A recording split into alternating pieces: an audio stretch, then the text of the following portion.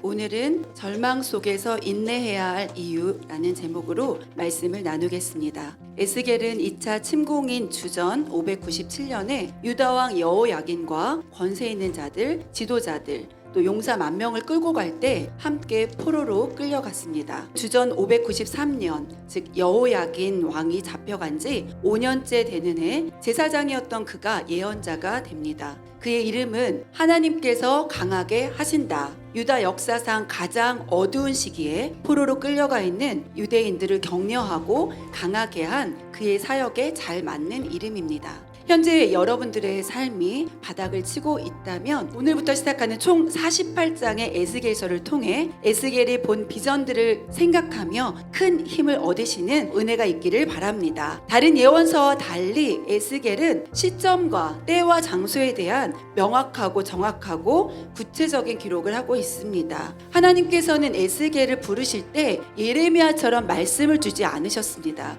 그에겐 환상을 통해 말씀해 주셨습니다. 그랬기에 에스겔은 하나님께서 환상을 보이신 정확한 날짜, 장소를 밝힘으로써 자신이 전하는 모든 말씀이 하나님의 말씀인 것과 우리의 삶에 임한 하나님의 영광임을 분명히 하고자 했습니다. 2절에 에스겔은 자신을 소개할 때 부시의 아들 제사장 나 에스겔이라고 소개하고 있습니다. 그는 비록 포로로 잡혀와 소망 없이 절망뿐인 상황 속에 그가 가졌던 제사장의 일을 할 수 없었지만 자신의 정체성을 절대로 놓지 않았습니다. 제사장으로 예배의 직무를 할 수 없을 때이지만 하나님께서 포로 생활에 있던 그발 강가에 있던 에스겔을 제사장이 아닌 예언자로서 부르시고 있습니다. 그발 강가는 포로들이 잡혀온 유다 백성들의 거처이기도 했고 그들의 노역의 현장이기도 했습니다. 동시에 그들의 기도의 장소이기도 했습니다. 그곳에서 하나님은 에스겔을 찾아오셨습니다. 첫째로 우리가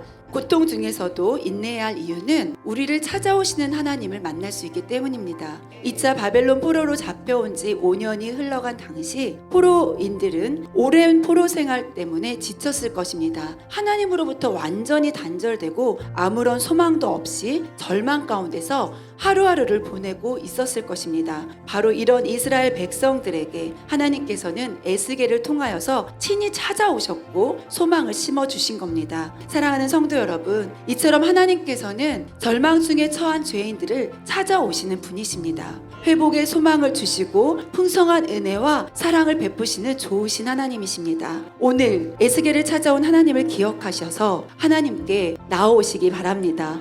그 찾아오시는 하나님을 만나시기 바랍니다. 그리하여서 바른 길로 되돌아가실 수 있기를 소망합니다. 두 번째로 하늘문이 열리는 체험을 하게 됩니다. 하늘이 열렸다라는 것은 사방으로 꽉 막혔던 것 같은 상황에서 하나님의 말씀조차도 들릴 수 없던 그때의 하나님의 모습을 보여주신 것입니다. 비록 이스라엘 백성들이 당장 겪어야 할 고난이 크다 할지라도 궁극적으로 하나님의 계획은 그들을 향한 온전한 회복과 이스라엘 나라의 회복이 있음을 알려주고 계신 것입니다. 우리의 소망은 사방이 우겨쌈을 당할 때 더욱더 하나님께 두어야 할 줄로 믿습니다. 하나님의 하늘이 열려서 하나님께서 여러분들을 만나주실 줄 믿습니다.